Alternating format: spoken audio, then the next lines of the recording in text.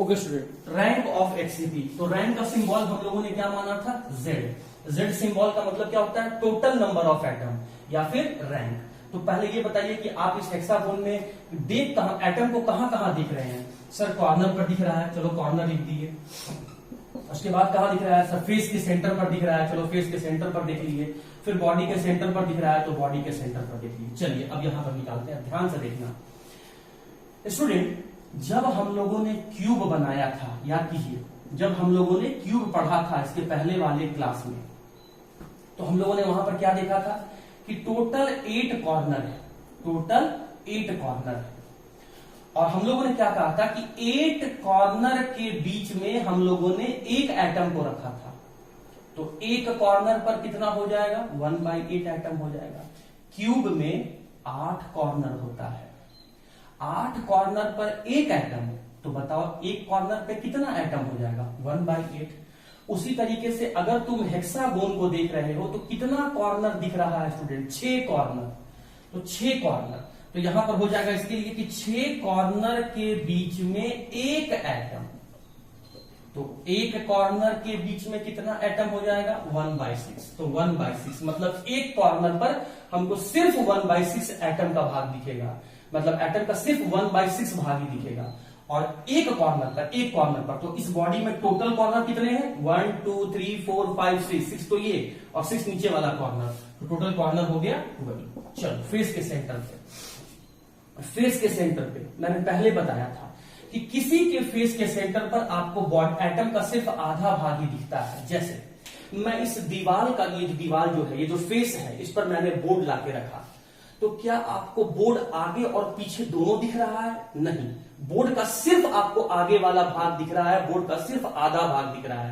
तो अगर फेस पर कोई एटम रखा जाए तो उसका सिर्फ आधा पार्ट ही दिखता है। तो यहां रख दिया मैंने फेस सेंटर 1/2। और टोटल फेस कितना है? एक ये फेस और एक ये फेस, टोटल फेस हो गया 2, तो 2 से मल्टीप्लाई कर दिया। प्लस बॉडी के सेंटर पे हमें कितना एटम दिख रहा है? 3, और बॉडी का सेंटर होता कितना है? 1, तो ये लिख दिया 1। फिर से देखो, कॉर्नर पे 1/6 भाग दिखता है, तो यहां लिखा हमने 1/6, और टोटल कॉर्नर 12 है, तो 12 से मल्टीप्लाई कर दिया। फेस पर मुझे सिर्फ आधा भाग दिखेगा, तो हमने लिखा 1/2, और टोटल फेस है 2, तो 2 से मल्टीप्लाई कर दिया। बॉडी के सेंटर पे हमें 3 एटम दिख रहा है, तो 3 से मल्टीप्लाई 3 लिख दिया, और बॉडी का सेंटर 1 होता है, तो 1 से मल्टीप्लाई कर दिया। आप जब इसको सॉल्व करेंगे तो यहां से निकल के आएगा 2, यहां से निकल के आएगा 1, और यहां से निकल के आएगा 3। तो आप ये बताइए कि यहां पर स्टूडेंट टोटल नंबर ऑफ आपको एटम, या फिर हम कह सकते हैं रैंक, कितना दिख रहा है? तो टोटल हमें दिख रहा है 6। तो ले देके सीधा सीधा बात आ गया, इसे मैं यहां से मिटा दे रहा हूं कि HCP में जो टोटल नंबर ऑफ एटम होता है या फिर रैंक होता है वो आपका 6 होता है। इसे मैं यहां पे लिख दिया 6, जो कि बहुत इंपॉर्टेंट है, याद करके रखिएगा। पॉइंट नंबर 7, पैकिंग एफिशिएंसी, जो मैंने आपको बताया था, डायरेक्टली आप यहां याद कर सकते हैं। पैकिंग एफिशिएंसी 74% होगा, या फिर हम कह सकते हैं कि पैकिंग फ्रैक्शन जो होगा वो आपका 0.74 होगा। पीछे वाले लेक्चर पढ़े होंगे तो मैंने वहां डिटेल से बताया है, वो आप याद करके रखिए। 7 पॉइंट हो गया। उसके बाद स्टूडेंट हम लोग का 8th पॉइंट आता है नेचर, कि आप देख सकते हैं कि एटम ने 74% जगह को घेरा है इस 3 डायमेंशनल हेक्सागोनल क्लोज पैकिंग में।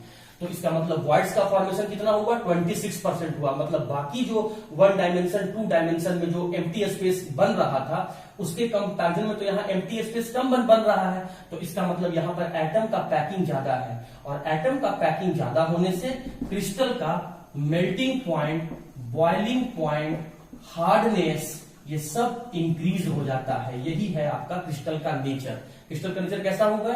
उसका हार्डनेस ज्यादा है, उसका बॉइलिंग पॉइंट ज्यादा है, उसका मेल्टिंग पॉइंट ज्यादा है, और उसका कह सकते हैं स्टूडेंट कि उसका टेंसाइल स्ट्रेंथ भी आपका ज्यादा है। टेंसाइल स्ट्रेंथ का मतलब क्या होता है? प्रेशर या फोर्स सहने की क्षमता। तो टेंसाइल स्ट्रेंथ उसका ज्यादा है। क्यों ज्यादा है? क्योंकि इसमें एटम ने ज्यादा जगह घेर रखा है, एम्प्टी स्पेस बहुत कम है। और पॉइंट नंबर 9 में स्टूडेंट कि HCP का एग्जांपल क्या हो जाएगा? 3 डायमेंशनल HCP का एग्जांपल क्या हो जाएगा? वो हो जाएगा आपका बेरिलियम, मैग्नीशियम, स्कैंडियम और आपका टाइटेनियम। तो 3 डायमेंशनल क्लोज पैकिंग किस एलिमेंट का के एटम का होता है? बेरिलियम का, मैग्नीशियम का, स्कैंडियम का और टाइटेनियम का। ये जो 8-9 पॉइंट था मैं फिर से बता देता हूं। 3 डायमेंशनल क्लोज पैकिंग या कह सकते हैं पैकिंग इन स्पेस, इसका मतलब होता है कि 3 लेयर एटम को आपको अरेंज करना है। पहला पॉइंट कि 3 डायमेंशनल क्लोज पैकिंग 2 टाइप का होता है, एक HCP, दूसरा CCP। कौन कौन बताया था मैंने? HCP और दूसरा मैंने बताया था CCP। CCP मैं डिस्कस नहीं किया हूं, मैं अभी HCP डिस्कस किया हूं। तो इसमें बेस लेयर कैसा बनाना है? स्टैगर्ड मैनर, मतलब एटम का अरेंजमेंट नीचे वाले लेयर में, फर्स्ट लेयर में कैसे रखना है? AB। उसके बाद सेकेंड लेयर जो आप बनाए थे तो उसमें 2 तरह का वॉइड आ गया था, टेट्राहेड्रल वॉइड और ऑक्टाहेड्रल वॉइड। तो HCP बनाने के लिए थर्ड लेयर कौन से वॉइड पर रखे थे? टेट्राहेड्रल वॉइड पर। तीसरा पॉइंट, लैटिस पॉइंट कहां है? कॉर्नर, फेस सेंटर और बॉडी सेंटर। चौथा पॉइंट, कोऑर्डिनेशन नंबर कितना है? 12। कैसे? एक लेयर का 6 एटम, सही है, नीचे वाले लेयर का 3 एटम और ऊपर वाले लेयर जो सेंटर से टच कर रहा है वो 3 एटम। तो ये टोटल आपका एटम हो गया, जो इसको टच कर रहा है वो हो गया 12। तो कोऑर्डिनेशन नंबर क्या हो गया? 12। रैंक क्या आएगा स्टूडेंट? रैंक आएगा आपका 6, मतलब total number of atom HCP में कितना होगा? 6। कैसे निकाले थे वो मैं बता दिया। पैकिंग एफिशिएंसी क्या होगा? मतलब ये 6 एटम कितना जगह को घेरेंगे? 74%। पैकिंग फ्रैक्शन कितना होगा? 0.74। मतलब अगर एक एटम माना जाए तो उसमें 0. अगर मतलब पूरे इस हेक्सागोनल क्लोज पैकिंग का वॉल्यूम 1 सेंटीमीटर क्यूब होगा तो इस 1 सेंटीमीटर क्यूब में से 0.74 सीसी, मतलब 0.74 क्यूबिक सेंटीमीटर जगह ये 6 एटम मिलकर घेरेंगे। कब? जब ये पूरा इसका वॉल्यूम 1 माना जाए तब। लेकिन जब पूरा इसका वॉल्यूम 100 माना जाए तो कितना जगह घेरेगा? 74%।